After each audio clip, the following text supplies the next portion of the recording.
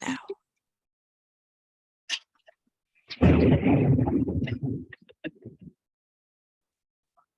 See some flashing over here. I promise that's That not was a cool delay because I actually heard the thunder over Zoom a few seconds before I heard the thunder here. That's truly science at work, folks. Welcome, everybody. Just so you know, we're going to record this meeting. My name is Colleen Stovall, the Director of Programs and Events for AIA Miami, and I'm going to immediately hand it over to Tiffany Montez, an Associate AIA and NOMA member, and she is the co-chair of the D&I Committee for AIA Miami. Hello all. Before we get started, I think most folks are signing on now, and we'll just dive right into it. So good evening, everyone. As Colleen mentioned, I am Tiffany Montañez. I am a co-chair along with Nadine St. Louis at the AIA Miami Diversity and Inclusion Committee, and an associate at SV Architects. On behalf of everyone here at the committee, we're so thrilled that you're able to join us both virtually and in office, trekking it through this storm that's happening right now. Before we get started, for anyone who is joining us virtually, the first portion of today's conversation, we ask that while presenters are speaking, that you are muted. This is not only a very necessary conversation, it is a dynamic one. And we want you to participate in any way you can and ask if you have any questions. While we will have an opportunity at the end of the discussion for questions, feel free to add them to the chat as you have them. And without further ado, today's discussion on architecture's necessity of universal design has a wonderful lineup spanning from Coral Gables to the Philippines. So we are represented across the board here. So I will get started with introducing Olivia Asuncion. She is a project architect based in Oakland. She has oriented her career towards advocating for inclusive design. She began her education in architecture at UC Berkeley, the birthplace of the disabilities rights movement, and received her grad degree from the University of Oregon, where several instructors dedicated their work on universal design. She has connections with the Ed Roberts campus, a universally designed building in Berkeley, California, part of the construction management team that worked on the project, and then years later participated in a post-occupancy evaluation of the building, assessing its effectiveness on the building with professors at the University of Oregon. She is now a project architect at Quadrochi Quack Architects in Oakland, California, working on K-12 educational projects. Apart from architectural design, Olivia is an active researcher in design. She has previously won an award for the Accessible Evaluation of Environmental Design Research Association, and is currently on a work sabbatical in pursuit of her independent research project studying accessibility in elementary schools in the Philippines for the Fulbright program. On top of all these wonderful things, she also serves as the AIA Young Architects representative for California. Next, we have Hansel Bauman of Hansel Bauman Architecture and Planning, originally from Colorado and currently resides in Washington, D.C. Hansel is a human design specialist.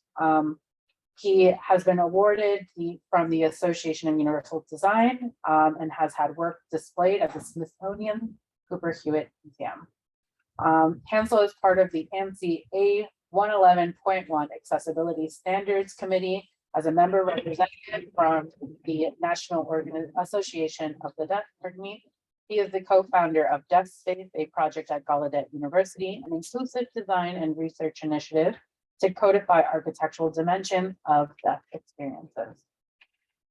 Next, we have Robbie Nichols. He is the executive director and serves on the board of directors of World Deaf Architecture, part of the American Institute of Architects, AIA, and is the owner of Nichols Design Associates, originally from Boston and currently residing in Washington, D.C. He is an award-winning designer and has been awarded including the design for all goods practice of the Deaf Museum Center in 2014.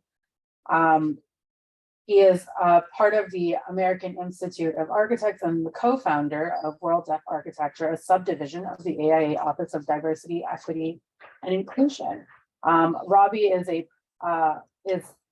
deaf and has a profound loss of hearing since birth. During today's conversation, you will see probably on the participation slip that his translator is participating. There will be a slight lag, so we ask for a space for our translation throughout the discussion. And last but not least, we have Miguel Rodriguez, an experienced architect with over 38 years in the profession and licensed in several states. He is the vice president and founding principal of Rodriguez Architects, a 10-person firm right here in Coral Gables. Miguel is a member of the Florida Board Architecture and Interior Design and currently chair of NCARB Region 3, treasurer of the MCAD, the Miami Center of Architecture Design, was elevated to fellowship of the AIA in 2012, and is the former vice president of the American Institute of Architects, former president of AIA Florida, former president of AIA Miami, and former member of National Architectural Accreditation Board, conducting accreditation visits for numerous schools, architecture schools internationally. Received his degree at the University of Miami, where he has taught professional practice and construction documents, and is considered an expert on accessibility design and regularly presents on the topic here in Miami and around the States. He is an active member in our profession, and we are so excited to have all of you join us this afternoon, or this evening rather, this morning for Olivia. And we'll just dive right into it. The first question we'd like to kind of get an introduction is, can you explain your route and journey towards universal? You know what, before that, let's have a discussion of what universal design versus ADA compliance. I think a lot of our discussions in our professions, we speak about them very similarly. So are they the same? What are their differences? We can start with Olivia. I'm going to put the spotlight on you first. Sure. Well, I think the simple answer to that is no, they're not. They're not the same. I think, you know, in our previous call, Miguel kind of brought this up, right? That like ADA compliance and, you know, building code compliance is essentially like a checklist of things that you know, we need to hit in order to comply with the law, essentially. And you know, some of that is, you know, protecting yourself from lawsuits, for instance, or just again, just going through a checklist and putting it on your building. Universal design, there's a little bit more intentionality and thought behind the concept that we are designing for as wide group of people as possible, designing for all. I think, you know, we memorize all these numbers in our heads when we think about codes, mounting height, clearance width, and all of that stuff. And we get stuck thinking about, we get stuck with these numbers and we start thinking that minimum equals maximum. And we look at mounting heights of restroom accessories, and you say like 40 inches for the operable parts, but then you don't really think about, and we don't take the time to understand why those numbers are the way that they are.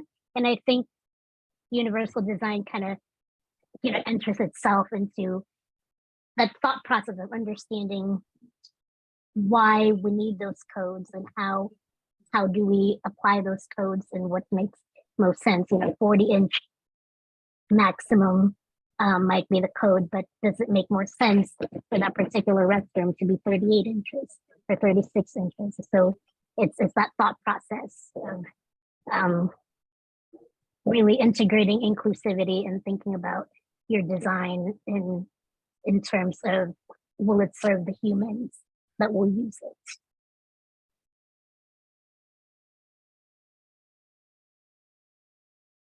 I'll pass it on to Hansel. Thanks, Tiffany. Just to echo a little bit of what Olivia was saying, you said something, Olivia, that really struck me about this idea of the quandary between maximums and minimums. You know, I think that word minimum is really key to understanding what the ADA is. It's about minimum need to provide accessibility. It's really about a minimum standard rather than accepting or looking at or even having curiosity around how everyone in different capacities operates within the world. And I think, so clearly they're very different. I would just offer that the other, I think, shortcoming, albeit transformative as the ADA was, I think we all live in a very different world and it's done terrific things. The universal design, I think, will advance what ADA started, and what, unfortunately, compliance is necessary. And the universal design is an attitude that I think builds on that. And I, for one, am very excited to see how that will happen, because I think one of the things that architects, because I think compliance is kind of a bad term to us all. Inherently, it's associated with limiting creativity, whereas universal design is all about sort of becomes a creative source. And that to me is probably the biggest difference. But really look forward to expanding the scope of what ADA offers, because right now it's fairly limited in the kinds of conditions that it addresses. And I think we can talk some more about that, but that's what I would offer. Yeah.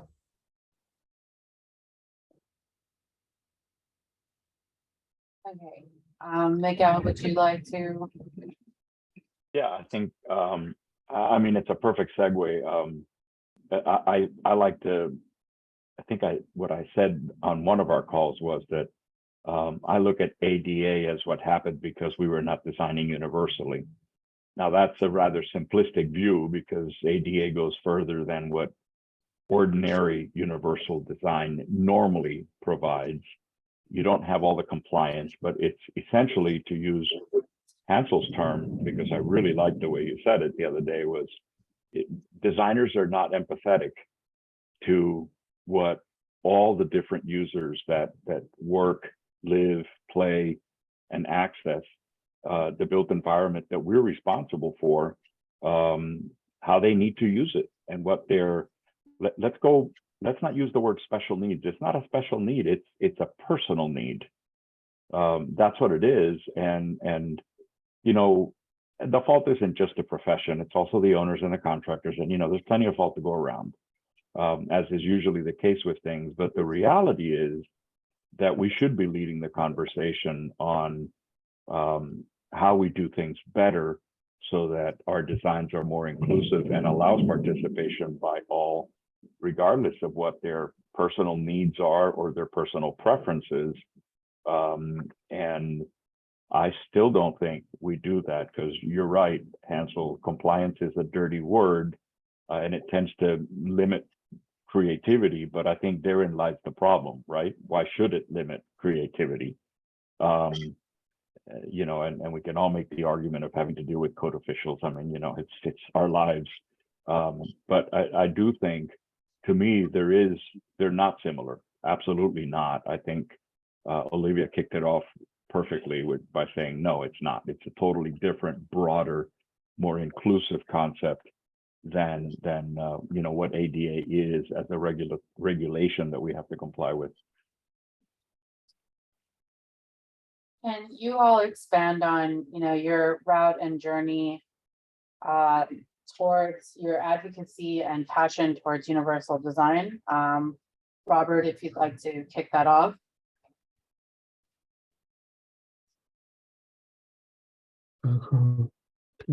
Yes, thank you, Tiffany. I would like to explain, you know, how the difference between universal design and ADA for deaf and hard of hearing people in a public and private setting, um, especially with compliance with ADA, Section 2 and Section 3.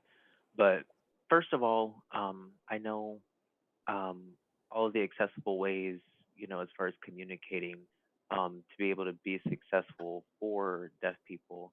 Unfortunately, ADA does not work, meaning, since I started my job for the U.S. Accessibility Board, I review all the different regulations and rules related to ADA accessibility. I've seen the same language for communication parts, like it'll say TTY, meaning that stands for the type communication devices. Um, for deaf people, if a deaf person's looking for a phone, or if they use TTY to access phone lines, um, like a phone booth, or having three public ways. Um, so before, that's what we focused on with the US board, but it's shocking that with ADA, with accessibility, it the words hasn't changed and the terminology hasn't changed. Still uses TTY, but that doesn't work for deaf people now because universal design has kind of changed that and make it more accessible for deaf people to communicate. Um, Most deaf people now don't use TTY. Before it was typing and um, it was not necessarily a two-way communication, it was a three-way communication. And now it's kind of changed to a two-way communication called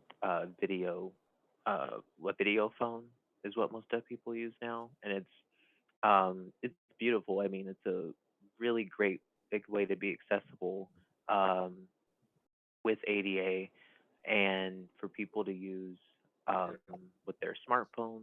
And it's something regulated by the FCC, but with the public, they may not know about video relay or video phones for um, in the public sector for deaf and hard of hearing people. They may not have that access in public, and that's really important right now, especially when people um, if they need to use their video phone, um, if they can't talk, then they can sign on their phone, but they don't have a booth in most places, like for transportation, hospitals, um, a lot of public places. Some hospitals do have video phones. Um, it's a video phone kind of set up in the hospital, and people can use that if it's an emergency, and they're able to sign, and that's a two-way communication. Compared to what ADA states, the rule there it still mentions TTY. If you see a picture of a TTY device, it's a really old-fashioned, and it doesn't really work in today's world. You typically would have a TTY and you pull out the phone and you put it down and then you type, but some of the words are jarbled and it doesn't always work or come across correctly. So that's one thing with ADA. They still haven't changed that terminology or updated it for the new system of having video phones um, that most deaf people use. And video phones are a very good way to have effective communication for deaf and hard of hearing people. Um, so with ADA, the board members, that's something that needs to be changed. They have approved moving to the new language um, and the new terminology of what's used today and making that public and published for the future.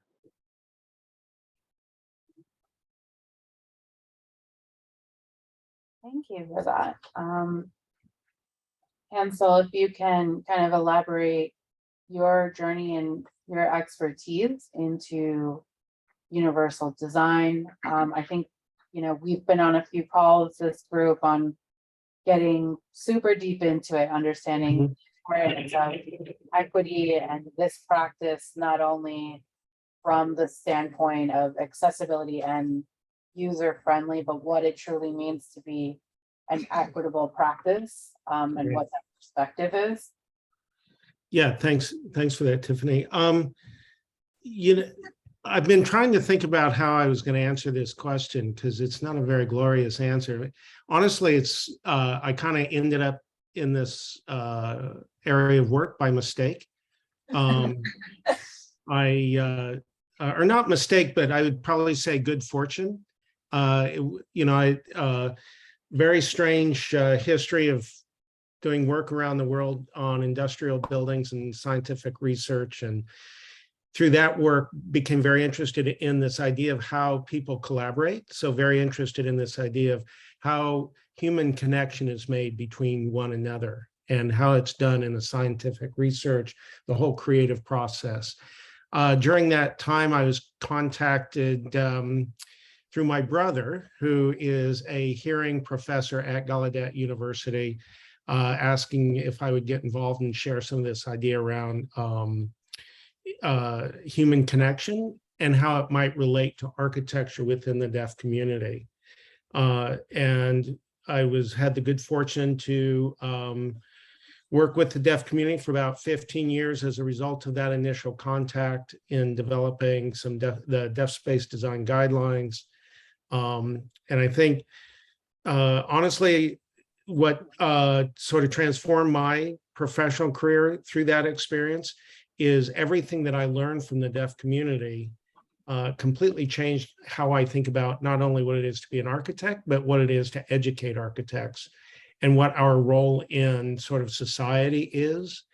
And it has almost more to do with how we relate to one another than it does to have to do with exact details around how we might detail and design buildings. And I think Robert can speak more to this, or I don't want to take too much time to get into the details, but in essence, what I was able to learn and we now apply as a core value of our practice is this idea of collectivism, being a group that's working together, looking out for the group, be it through the way that one communicates, the way that one shares life experiences, the ways that we all participate in the act of making buildings and sharing ideas, and how that plays out within the deaf community in this very collectivist way has really given rise to the way that we practice what we call inclusive design, not only in my practice that's currently going on, but also mixed design, which I'm a contributing partner to as well out of New York City. We're taking this idea of inclusive design, engaging users heavily throughout the process. So it's not just at workshops at the beginning, but throughout the entire design build process, and looking at how that engagement really drives innovation and creative thinking throughout the process. So my focus, frankly, is much more about process, I think, than it is even final outcomes, although that's really the proof of the pudding. But that's really what I'm interested in. It's been a really profound journey to be the student rather than the architect who's kind of showing others how it's done. Are there specific examples of innovative design and techniques, solutions towards universal design that any of you have either personally participated or interfaced with?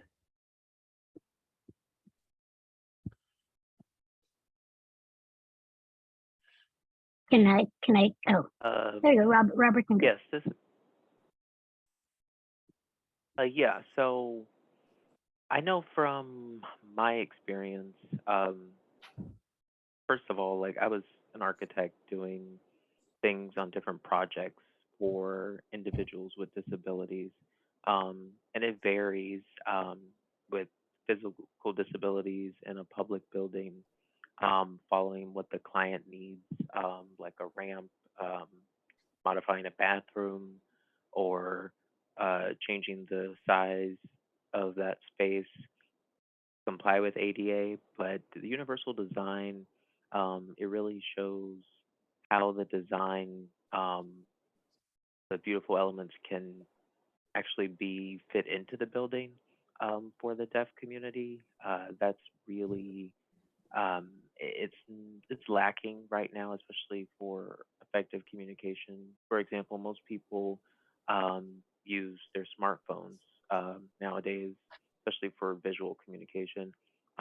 That's a good example of universal design, but the problem is that ADA does not cover that. It doesn't give any explanation on how an architect can learn how to install um, new technology related to communication systems. So that's related to the Federal Communications Act, um, and that coordinating with, I think it's section 4 or 5 in the ADA that's related to communication. But the problem is that most of people, um, as far as those two, but it requires a certain message to be displayed in a public place if something were to happen. But if a deaf person and a hearing person, they would have different access to that. So with a video phone um, at Gallaudet University, most of the communication is accessible. They already have um, they have a fax booth that's installed. They have a video phone that's installed. So if a person um, doesn't have a smartphone, or the battery dies on their phone, um, if they would need a video phone to save their life, um, with having access to that communication. Same thing in a hospital or an emergency room. If they don't have, they're not able to charge their smartphone, then they would have a video phone booth there that would work. But some hospitals don't have that. Um, if they don't have a backup video phone, or in a bank of video phones or a booth that are set up there. And so um, that's something that, most hearing people expect. Um, they don't expect, I mean, they expect a deaf person to be able to call, but they don't actually have the technology, the video phone set up there with the video relay service. Um, So like this meeting right now, I have a interpreter through the video relay service that's getting the message that I'm signing, and then they're speaking it right now to the system that you all are hearing. So it's a good example of universal design, but ADA doesn't cover any of those rules or regulations, like with video phones or um, having effective communications in those sectors. So, um, really, FCC and then Section 4, that would need to be coordinated. I mean, that was from my experience. Um, I've been involved with architects for building new buildings on the Gallaudet University campus, and some of them don't know how to actually, they don't know how the video phones work. And so that's being more focused on the universal design and making sure that they have those video phones set up, but with ADA, that's not there. So we want to have some kind of agreement with, the ADA to have things more accessible for people who are deaf, blind, or, physical disabilities. But I also want to make sure that we're more focused on technology set up for two-way communication between individuals. Um, so, for example, um, like if you police when they arrive at a car accident or something like that, if the person says they need an interpreter, then they may bring a device up to them using the DRI service or video remote service, but it may be a poor connection, and the interpreter may not be able to be seen with the video, and the police officer may not know how to handle that situation. And so that's a problem that we need to address, and having things designed and rules set up uh, for video phones to be accessible to deaf and hard of hearing in those kind of public sectors or situations. So I have background in that with architecture. Rob, Hansel, would you be able, I know that with being part of deaf space and the kind of physical space aspect for deaf folks, right? Like, can you speak a little more on how, these communication necessities that Robert has expressed kind of impacts the physical space, whether it's corridors and kind of what those spaces need, specific zones that need to be clearly identified, how, what are some of those key components that need to be integrated for that? Yeah, I'm going to just take the liberty to share one of the projects that I'm hoping will speak to that question. There are many aspects. In fact, I would say arguably every aspect of a building will touch on deaf space. And again, the work that some of the examples I want to share with you in this example of it all is generated from users who have come forth with a lot of these observations, sharing of life experiences, and then design solutions that come from those. In the example you see here, this is one of the dormitories on the Gallaudet campus in Washington, D.C.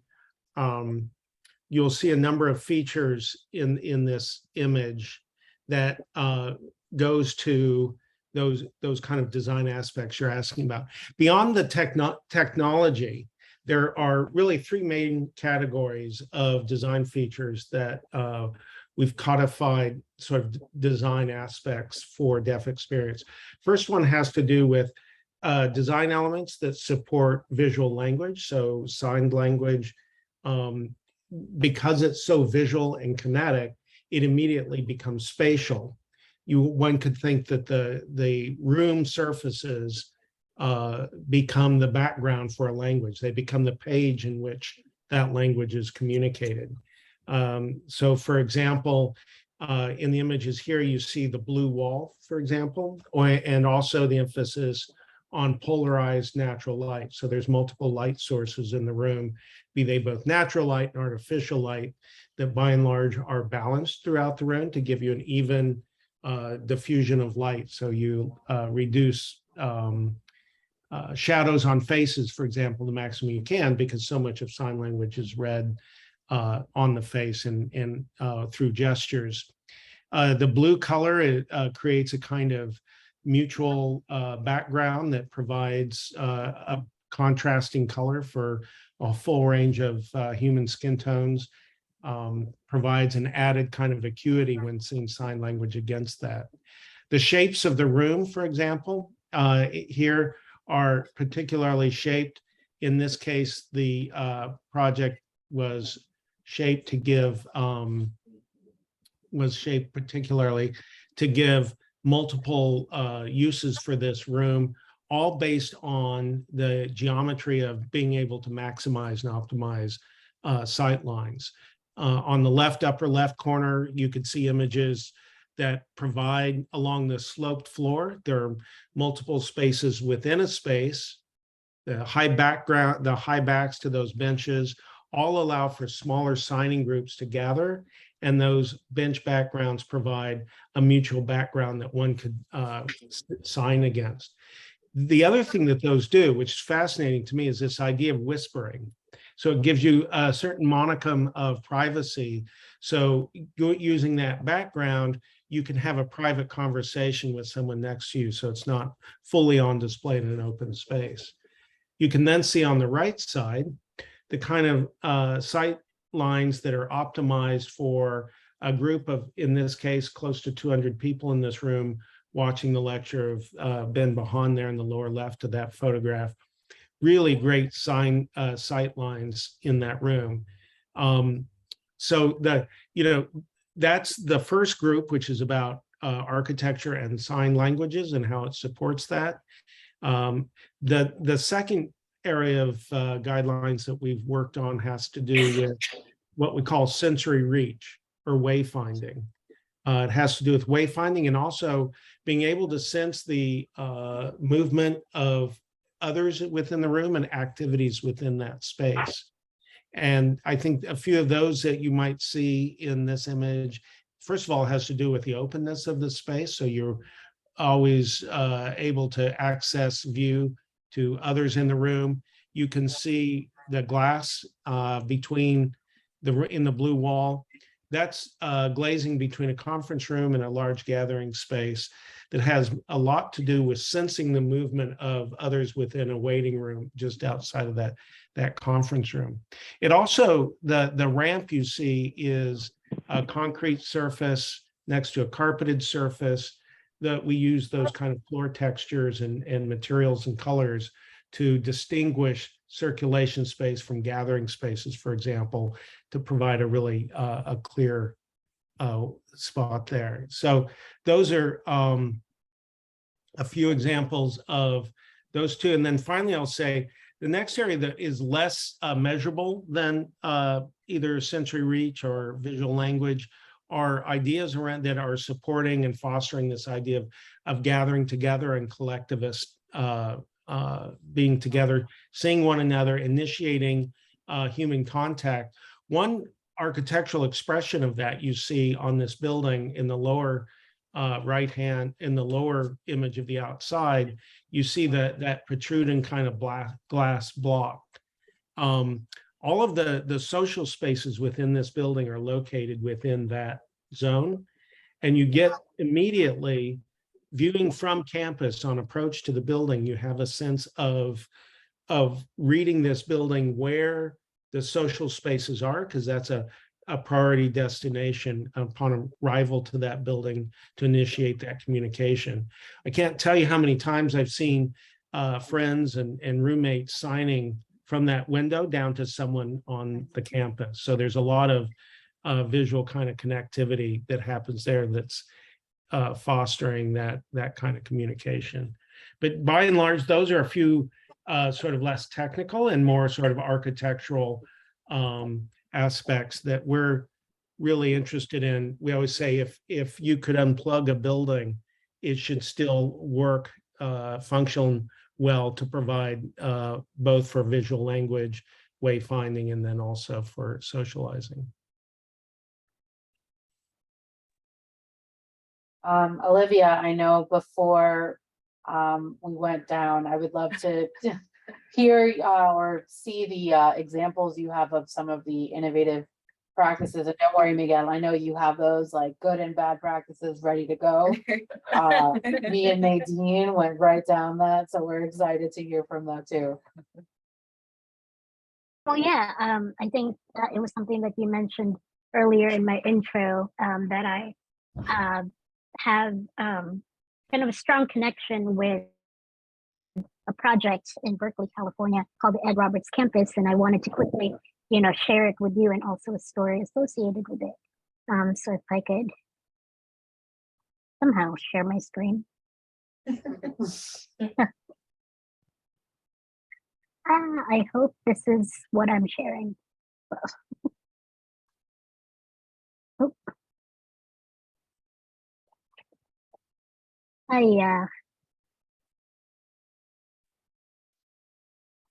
I'm sorry.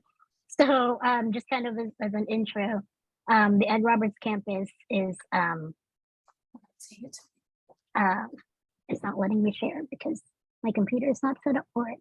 So I'm just going to talk about it. So the Ed Roberts Campus is the building in Berkeley, California that was built, I think, sometime in like 2010, 2009. I was involved in the construction management of it, and kind of one of its roles in the community is that it houses a whole bunch of different organizations that advocate for disability rights. So there's a lot of employees in this building that have disabilities, and one of its kind of crowning architectural feature is this bright red helical ramp that's positioned just kind of straight into the lobby. And you know, one, it's good, universally accessible circulation, but at the same time, it's also kind of this architectural expression that that this is what this building is about. This is about inclusivity, and it's about universal and inclusive accessibility.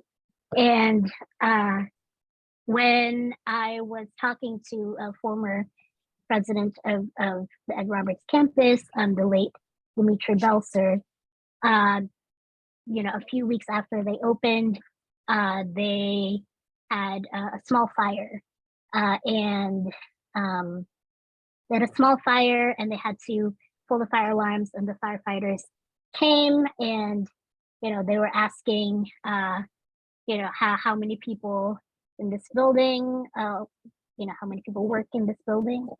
It's around 200, and they were a little nervous because they thought that they would need to evacuate 200 plus people with disabilities from this building. When they asked where everyone was, Dimitri said they've already evacuated.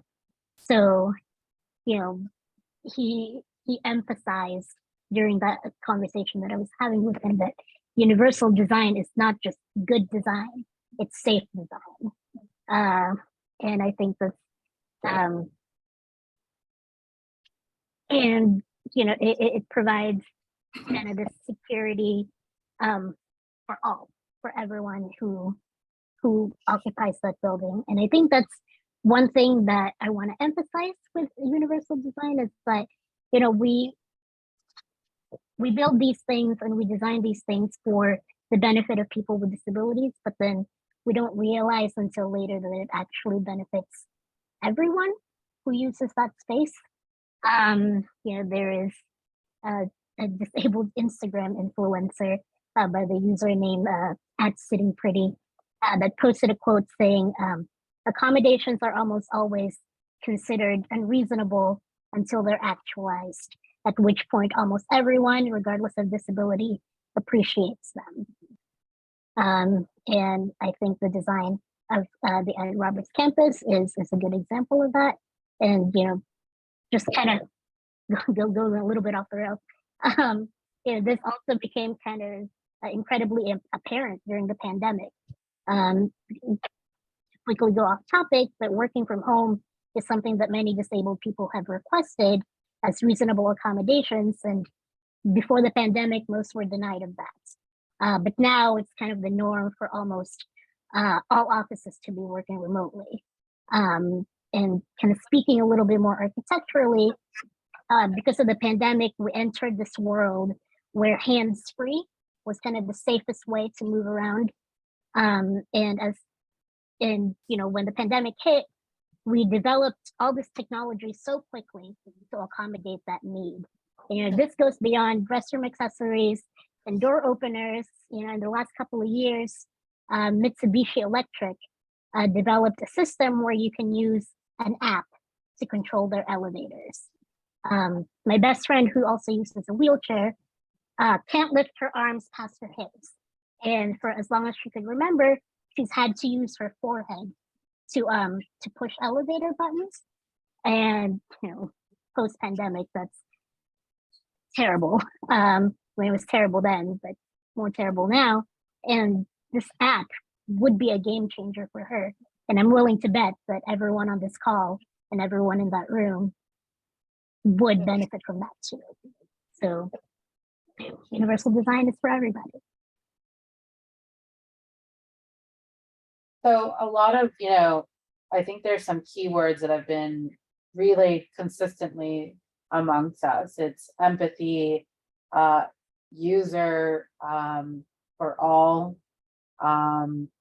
the inclusive exchange. I know we've discussed previously, and you know, you're speaking to a group of probably mostly architects, designers, users, and who interface with providing accommodations for our users, what we're working for, right? Most of us are designing spaces for people. And so I'm curious, what is the kind of key factor that and the ethos that you hope that everyone from this call can share with another person on kind of the kind of key point of universal design and being a thoughtful architect or a thoughtful designer. I know we're going real heavy today, guys. Sorry, folks. We're getting deep into it, but Miguel, let's start with you first. Oh gosh. So I think the key concept that I would like to share with everyone is, well, there's a couple, but the primary one I would think would be that it isn't about one thing. It's about a lot of things. And I'm so glad I didn't get to show my pictures, because one of the things I have as many pictures as you would ever want to see of how not to do things, because in my field, that's a lot of what I do. And one of these days I'm going to write a seminar called "Man, Why'd You Do That?" because the collection of images that I have just sort of, it wants me to do that. But so the funny thing that happened on the way to the seminar was I said, well, surely I can do what every modern 2022 person does. And I went and Googled for images of universal design that I figured I could use to showcase what some of the elements are. And what I found out when I did that was that I would say, of the responsive hits, because we all know when you Google something, you get 2 million that don't make any sense. 90% of it was all about wheelchair access. It was all about ramps and stairs. And all due respect, that's a big, big, big thing, but it's not the only thing. So I think what I would want people to take away from this, in an hour, you can't cover every concept. Although I have to say that, the desk space is probably my weakest point. So I have thoroughly enjoyed listening to both Hansel and Robert, talk about the things that they have talked about. But, and actually what I featured was I had some pictures of homes, because ADA doesn't apply to residential work, right? But guess what? Where do we spend most of our time? And well, at work, but or doing seminars for the AIA. But other than that, we're at home, and people are working from home more and more, as Olivia just said. And I think fair housing is probably the closest thing to universal design that has actually been codified, in the sense that it speaks about adaptable design more than, there are some things that have to be accessible, like common area spaces, but it's the concept of adaptability. It's the concept of having enough space so that someone that has mobility impairment that needs devices can utilize the space. It's about prepping the things that we have to navigate around so that they can be modified as necessary. It's about having an accessible route through the living space. I can't tell you, when I do peer review for architects on FHA buildings, with this emphasis on making things smaller because developers want to get more units, and so therefore the units have to be smaller, you wind up with these bedrooms where you can barely get a twin bed in there, maybe a cot, after you provide the accessible route around the room to get to the elements, like the bathroom, that you may want to use in the middle of the night. And that is a boat that we're just totally missing. It didn't sail away. It sprung a leak and sank in the harbor. We're just not doing that. And so I think the thing that I would want people to take away from is that it has to be a holistic perspective that considers, taking it back to diversity and inclusiveness, considers the varying needs and personal preferences of the people that are going to use our spaces. And I got to tell you, everything in ADA doesn't make sense to me. And even less things in the Florida Building Code for accessibility makes sense to me. But it's there, and so we have to comply with it. But what I did in my path, as I prepared to learn about this new thing back in 1992, it enabled me to take a tax-free vacation to San Francisco to take a seminar. But I started looking to learn. So this is the empathy part. Why is it that we do this? How do we respond in our designs to provide for people that can't see perfectly? Because, you know, again, with due respect, there's totally deaf and there's hard of hearing. And that last concept has a wide variety of gradation. And similarly, there's totally blind, and then there's legally blind, and then there's vision impaired. And again, the breadth is unbelievably wide. So how do you provide textures, or why don't we provide textures and spaces to give clues to the people that are navigating them, who can't maybe see or distinguish as clearly as a perfectly sighted person can? Or, you know, I'm going to speak for you, Robert, and you tell me if I'm wrong, because I enjoy when people do that.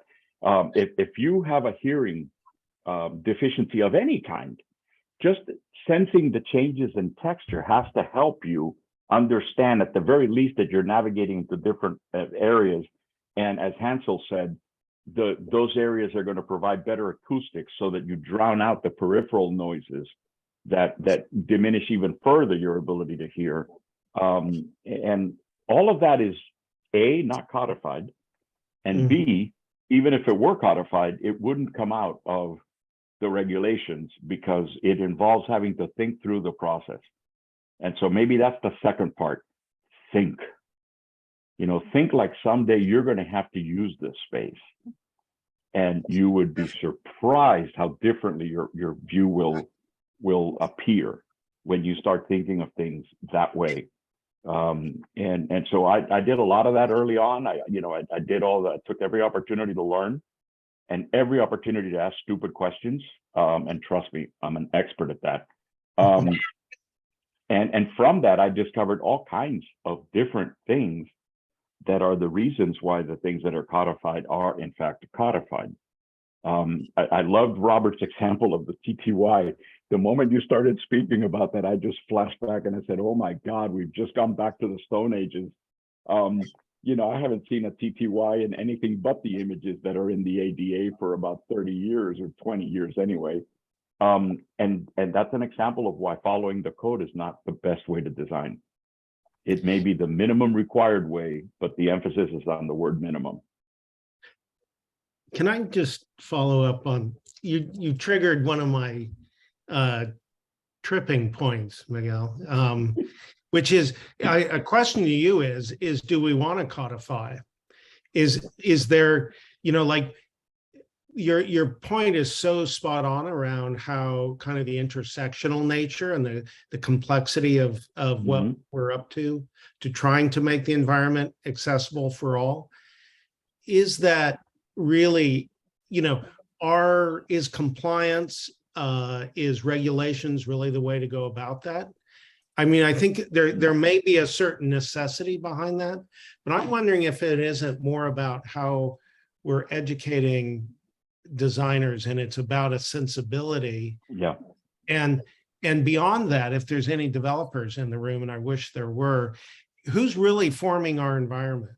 It's not architects, really, right? And so we have a role in that, but to what role are we advocates in creating, helping to push what has value? Because what has value is what's going to drive what we do, and our sensibility around how we're thinking about solving these problems. That to me is, I think, that's what we need to be doing. Or that to me, I wish was the focus, rather than, you know, wondering, should we push the round peg of empathy through the square hole of compliance, you know? But if you could codify empathy, wouldn't that be something? If you can do that, you're going to do a lot. You're going to save us all. But you know, to the point that you made about developers and in the world of ADA compliance, it's also about the contractors and the maintenance people. But you know, I do think as an architect, we have a role to play, and that is to educate our clients as to that value proposition that you're talking about. Yeah, right. And you know, the example of that I'll use, and I'll keep it very brief, is many years ago when I was a young architect, I used to, and I had nothing to do on the weekends because I wasn't doing seminars for AA Miami. I would visit model centers of all these mega box residential developments that they were building back then in you know, in the Kendall area. So that'll tell you how long ago that was. And developer or development architecture was boxes. You stuck a little bit of a fringe on the front because that's what you saw from the street, and that was it, because the developer wanted to keep it cheap. And over time, the smarter developers learned, I don't think it was the architects that taught them, but we could have been if we had been thinking that way. They learned that there was a value to good design, and the value came in selling the product faster, which meant, if nothing else, that you had less carrying costs because you turned that profit quicker. And what is the sweetheart of the developer? Turning a bigger profit faster. Sure. And I wish that I could say factually that was an architect that finally taught that to someone, and that then it sort of caught fire and spread. But the reality is that we have a lot of those things that are within our realm, within what we know and what we understand, that are similar to that, but in different areas, that I do think we play a pivotal role and should play a larger role in taking the time to tell people why this is important. You know, why is it important that whatever it is, pick your poison. So yeah, the developer and the builders are ultimately going to make that decision, but you know, just tilt at the windmill just a little bit, because you might make it spin. You might, and then run out of the way so you don't get swept up in it when, you know, when it finally starts going. But I think you're absolutely right. If we could codify empathy, that's what I would say, codify. Mhm. So as we, you know, we're already at an hour mark. We knew this was going to happen. We prepped for this, all our prep calls, and we know. I would like to turn it over to the audience or to the chat for any questions. I did have a question on this very same subject that you're talking about right now. What are like some ways that, you know, these buildings could be designed that they would not only increase universal accessibility, but also, I work in real estate development, and like you're saying, people want to have shorter carrying costs. Maybe if they could bring some sort of benefit that would be more tangible, whether it be lower production costs, quicker fabrication time, or something like that, that could also be, you know, almost like a selling point for this concept, right? I think it's a great concept and a necessary one, and one that we have incorporated in some of our own designs with making steps smaller and this kind of thing, but they aren't really truly universally designed places yet. Is there anything you could think of that could combine both the aspirations of accessibility and profitability? I could take two thoughts on that. So excellent question. And the answer is not necessarily easy. The two, some of the examples you were giving are sort of supply side. I think it's really on the consumer side that the work of where the benefit comes. You know, more and more you see, and this is one of the things that's coming out of the creative economy, is this idea of the value of diversity and how diverse ways of thinking contribute to greater innovation and so on and so forth. And you see a lot of that value really, high tech, especially tech companies, are putting their money where their mouth is with that. So a lot of our biggest clients and who we interact with now are high tech companies who are investing in the value of creating more accessible environments. And I think over time, as that plays out and that becomes an expectation, I think to a certain generation that is younger than my generation, that will have value and carry through into the where I live today. You know, I mean, and I mean that from a kind of real estate standpoint. We've seen that happen in Washington, D.C., where we wrote deaf space guidelines for wrote them into a contract for Gallaudet's real estate developer doing nearly 300 living units in a residential area next door to the campus. And the purpose was to make that accessibility become literally a sales point.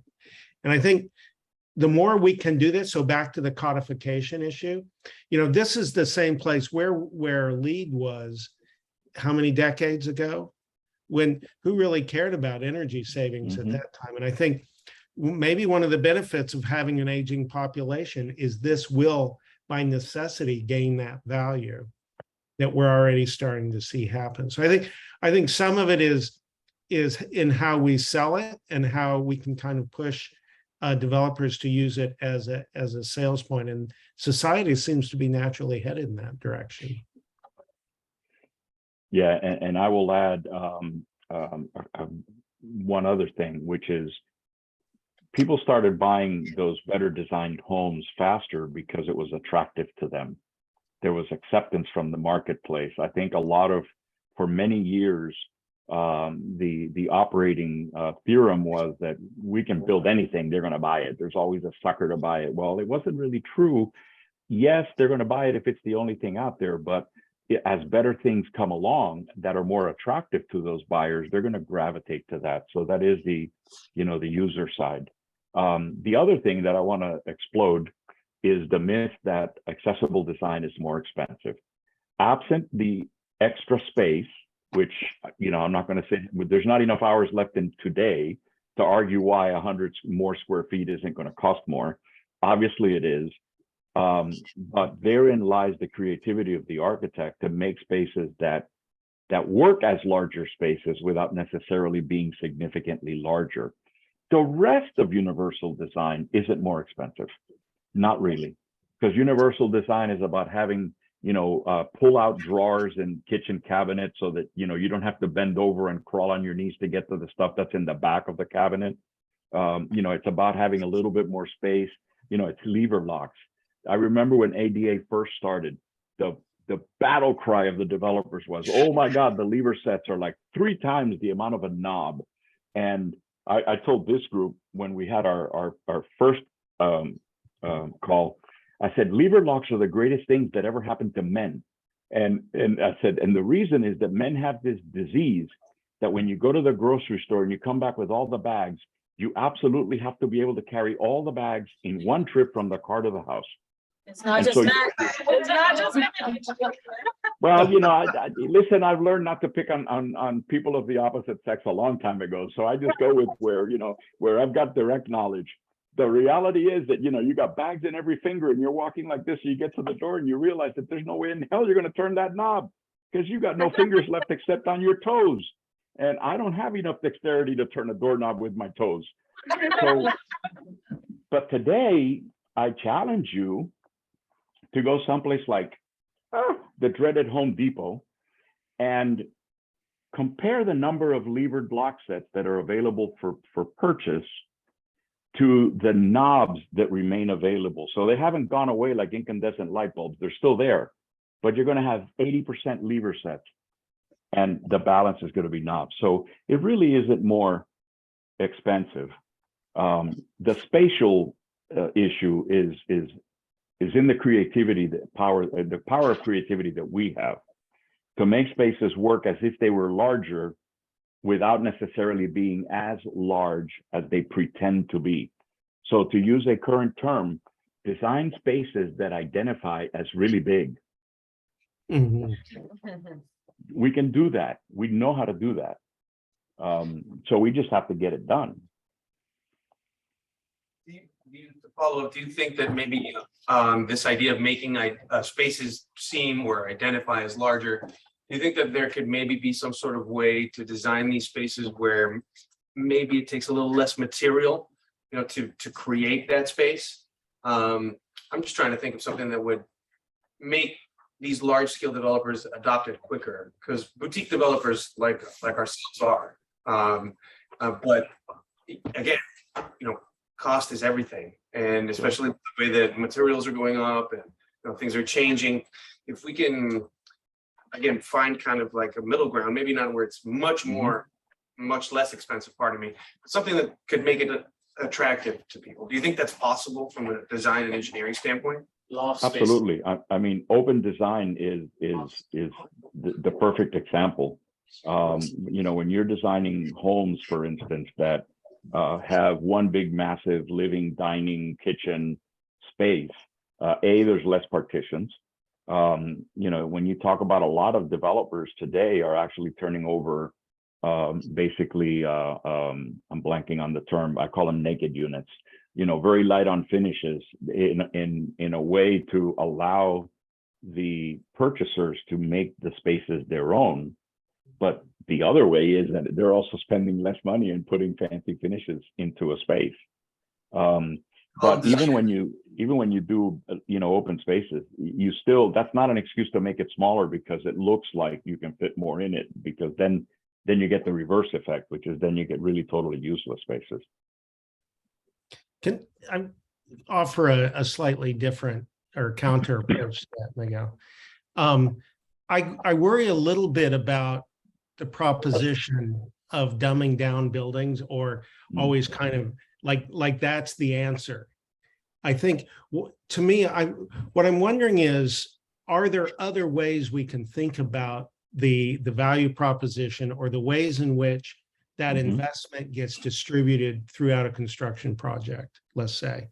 How, like, are we really clear on what the values are going into a design project? And do we track those across the process in a way that we can manage what we're spending money on?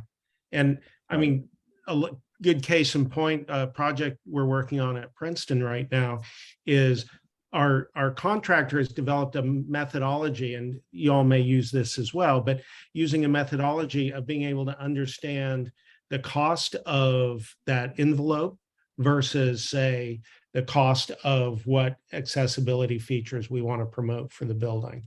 So we can start to categorize and it's really an analytical tool rather than, say, a design solution per se. And I think there's in a way, there's a kind of missing attitude somewhere. Like, what are the elements that ultimately make a building really great to be in? Which is different than what's great to look at, by the way. Right. You know, so it's like the investment in acoustics becomes a really, I think there's something that often no one thinks about, or think about how often even on our own teams, an acoustician is not even brought on to a team because they're fees too much. You know, I mean, there's these ineffable qualities to human experience that we're not investing in. And I think we ought to find a way to analyze the cost of buildings for that. And I'll stop there. Robert, you were going to say it.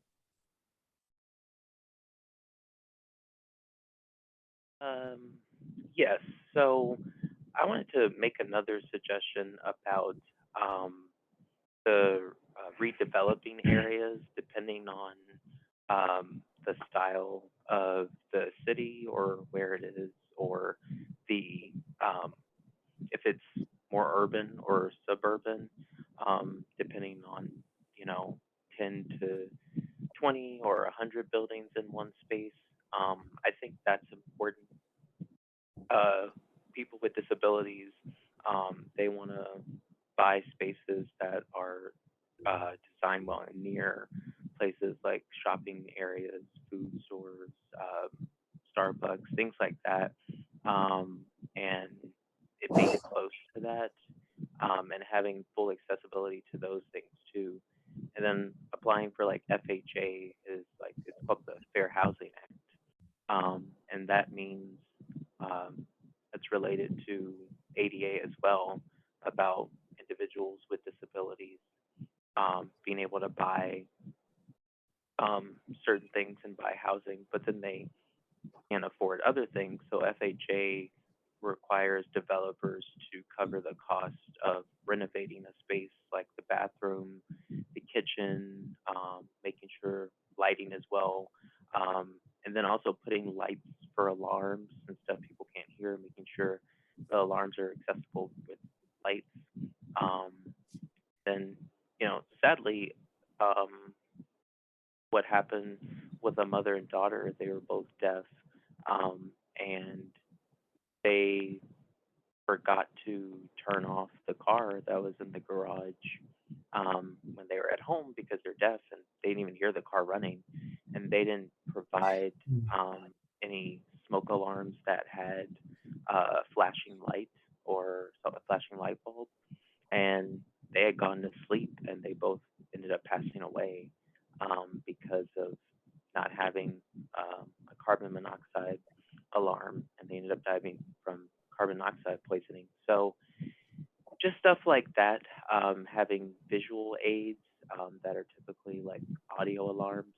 Um, FHA FHA covers the cost of renovating and redeveloping things like that and adding things for individuals with disabilities. Um, and then the other subject, my experience traveling and going to different seminars as far as um, promoting certain hotels, they actually have accessible or accessibility rooms that are more accessible, like 10 rooms. Um, plus, well, they have one room that's accessible for every 10 rooms. And so following that part of ADA and people who have disabilities, and then also having, in the bathroom, having what wheelchairs can fit in, having lights on doorbells. Interesting thing about the communication systems that were brought into the public sectors, it was the old-fashioned thing like TTY that was brought into hotels and stuff. And they'll say, oh, if you have a problem, um, to use the TTY, but I couldn't really call myself for certain things. And it wasn't redesigned to provide video phones um, set up in the rooms. So I have a slide, or I had a slide to show, but I know if we don't have enough time, that's fine. But most new buildings or a lot of new hotels, they do have fully accessible rooms, but not 100% for deaf people that one way with the video phone. Well, I want to be mindful of everyone's time because I think with the right amount of snacks, we can just keep going. But we're gonna call it the first of many series. I think in the last 2 years, the world of DE&I, JEDI, D&I, however we've interfaced it, has been very focused in specific routes. We recognize that the magnitude of inclusivity is so much more grand. And as space makers and people who interface with users probably the most, we've got a lot of work to do. So I want to take the opportunity to first thank Perkins and Will for hosting our group here, and for everyone who tripped it out in the storm. There are snacks. There are plenty of snacks. Please continue. All the folks who have been able to sign on today, thank you so much. And from DC to Coral Gables to the Philippines, having you all here participate in this conversation has been truly wonderful. So thank you all for joining. Thank you. Thank you so Thank much for you. having us. Please Yeah. remember, if you want AIA HSW credit, please send me either an email, Colleen@AIAmiami.org, or just put it in the chat and I'll stay on this call for a little while. Thank you. Thanks much. Nice meeting everyone.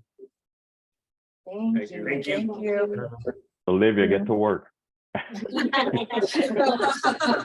Go start your day, Olivia. Now that We're back to bed.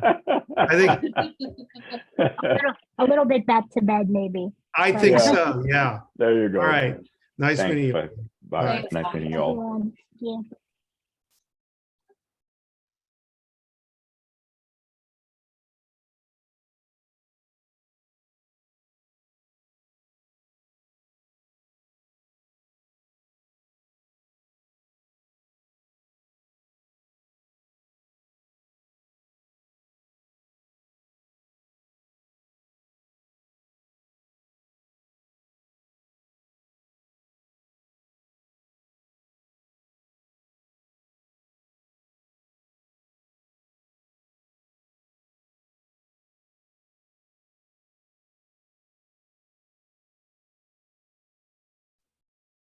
Hey, Marilyn, did you get the names or do you want me to email the rest of them?